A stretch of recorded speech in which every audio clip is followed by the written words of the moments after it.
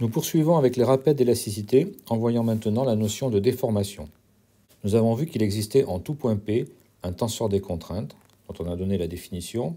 On va voir maintenant qu'en tout point P, il existe également un tenseur de déformation. Ce tenseur, tout comme le tenseur des contraintes, est symétrique. Il comporte donc 6 informations indépendantes. Nous allons essayer de donner une interprétation physique à ces différents termes. Et nous allons commencer par les termes diagonaux. Pour comprendre ce que représente le terme epsilon x, traçons sur la pièce un petit segment de longueur L0 dirigé suivant x. Quand la pièce se déforme, ce petit segment subit un changement de place qui l'amène dans une nouvelle position et subit également un changement de forme qui se traduit par une variation de sa longueur. La longueur initiale L0 vaut maintenant petit l. Par définition, epsilon x est le terme sans dimension L moins L0 sur L0. C'est le rapport entre l'allongement et la longueur initiale. Vous voyez que dans ce terme epsilon x, n'intervient pas le changement de place, mais uniquement le changement de forme. C'est donc un terme qui caractérise exactement la déformation. En fait, ici, la variation de longueur. Essayons maintenant d'interpréter les termes non diagonaux de type epsilon xy. Pour cela, nous allons tracer sur la pièce une petite croix dont les branches sont respectivement parallèles aux axes x et y. Quand la pièce se déforme, cette petite croix subit un changement de place qui l'amène dans une nouvelle position et un changement de forme qui se traduit par une variation de l'angle droit.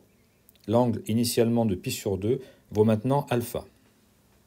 2 epsilon xy, c'est-à-dire le double du terme qui figure dans le tenseur, représente la variation de l'angle droit mesurée en radians.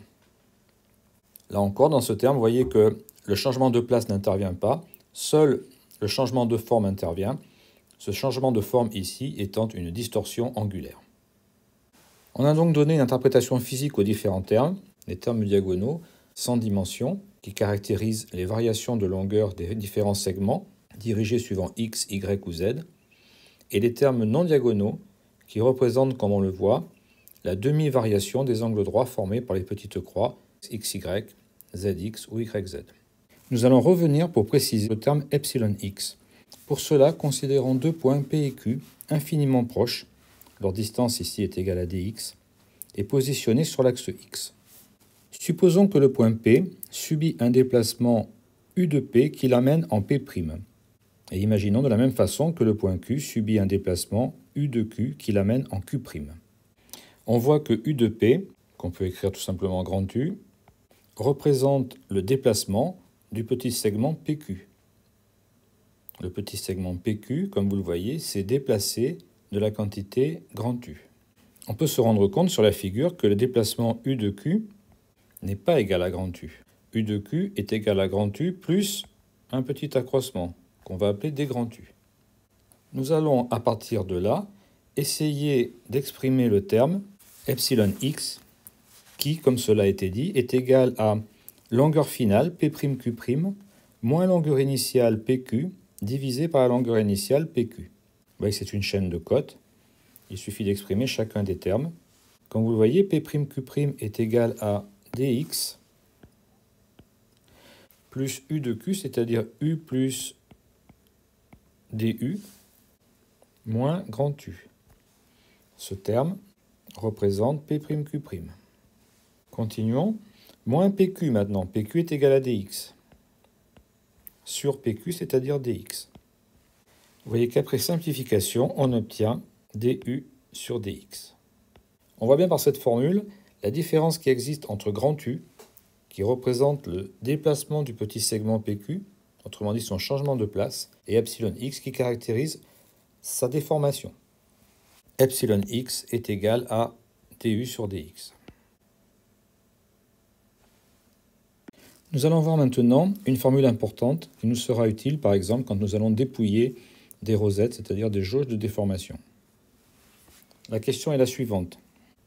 On voudrait en déduire la déformation d'une fibre passant par P et faisant dans l'espace une direction quelconque caractérisée par le vecteur petit n normé de composantes nx, ny et nz.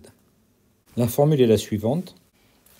Détail du calcul, on multiplie le tenseur par le vecteur unitaire petit n, on obtient un vecteur dont les composantes sont notées dx, dy, dz.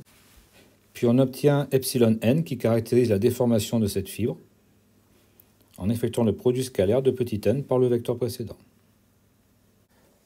Autre notion importante, la notion de trace. Vous devez savoir que la somme des termes diagonaux du tenseur epsilon, c'est-à-dire epsilon x plus epsilon y plus epsilon z, qui est appelée la trace, est indépendant du repère choisi pour exprimer le tenseur.